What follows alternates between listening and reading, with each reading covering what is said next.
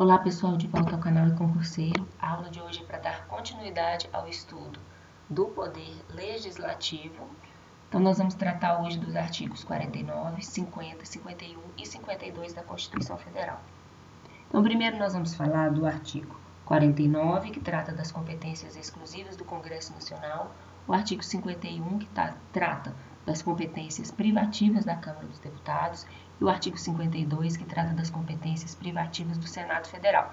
Depois a gente retorna ao artigo 50, tá certo? Aqui é importante a gente colocar assim para a gente poder tentar fazer um paralelo e aí conseguir memorizar melhor o que é exclusivo ou privativo de cada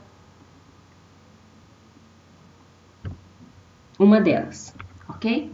Então vamos lá.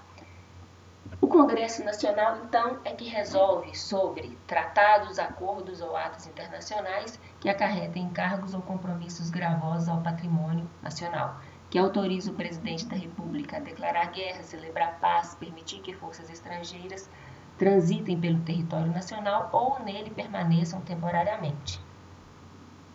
Autoriza o presidente e o vice-presidente da República a se ausentarem do país por mais de 15 dias. Aprova o estado de defesa e intervenção federal, autoriza o estado de sítio ou suspende qualquer uma dessas medidas. Susta os atos normativos do Poder Executivo que exorbitem, que extrapolem do poder regulamentar ou dos limites de delegação legislativa. Mudar temporariamente sua sede, então é competência exclusiva, obviamente, do Congresso Nacional.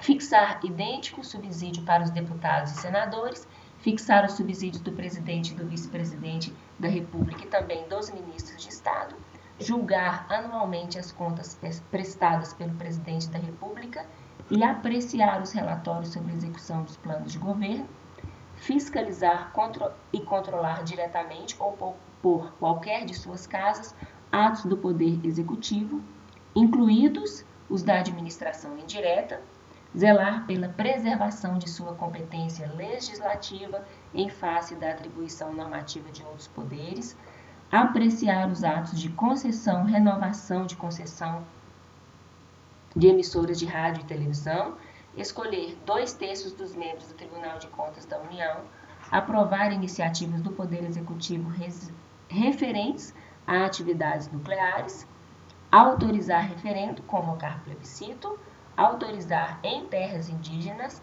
a exploração e o aproveitamento de recursos hídricos e a pesquisa de lavras de riquezas minerais e aprovar previamente a alienação ou concessão de terras públicas com área superior a 2.500 hectares. Compete privativamente à Câmara dos Deputados autorizar por 2/3 de seus membros a instauração de processo contra o presidente e o vice-presidente da República e os ministros de Estado. Proceder à tomada de contas do presidente da República quando não apresentadas ao Congresso Nacional dentro de 60 dias após a abertura da sessão legislativa. Elaborar seu regimento, dispor sobre sua organização, funcionamento, polícia e etc. Eleger membros do Conselho da República nos termos do artigo 89, inciso 7. Já ao Senado Federal, compete privativamente processar e julgar o presidente. Então, vamos ver aqui, ó, veja só que quem autoriza a instauração de processo contra o presidente, vice-presidente, ministros, é a Câmara dos Deputados. Agora, quem processa e julga é o Senado Federal. Então, processar e julgar o presidente e o vice-presidente da República nos crimes de responsabilidade, bem como os ministros de Estado e os comandantes da Marinha, do Exército e da Aeronáutica, nos crimes da mesma natureza conexos com aqueles. Processar e julgar os ministros do Supremo Tribunal Federal, os membros do Conselho Nacional de Justiça e do Conselho Nacional do Ministério Público, o Procurador-Geral da República e o Advogado-Geral da União nos crimes de responsabilidade.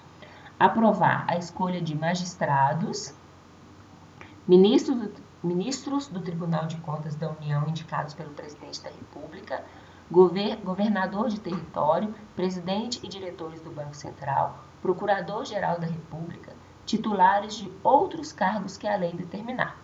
aprovar previamente a escolha de chefes de missão diplomática de caráter permanente, autorizar operações externas de natureza financeira de interesse da União, dos Estados, do Distrito Federal, dos territórios e dos municípios, fixar, por proposta do Presidente da República, limites globais para o montante da dívida consolidada da União, dos Estados, do Distrito Federal e dos municípios, dispor sobre limites globais e condições para as operações de crédito externo e interno da União, dos Estados, do Distrito Federal e dos municípios e de suas autarquias e demais entidades controladas pelo Poder Público Federal.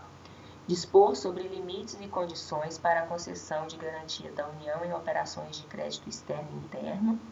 Estabelecer limites globais e condições para o montante da dívida mobiliária dos Estados, do Distrito Federal e dos municípios. Suspender a execução em todo ou em parte de lei declarada inconstitucional por decisão definitiva do Supremo Tribunal Federal.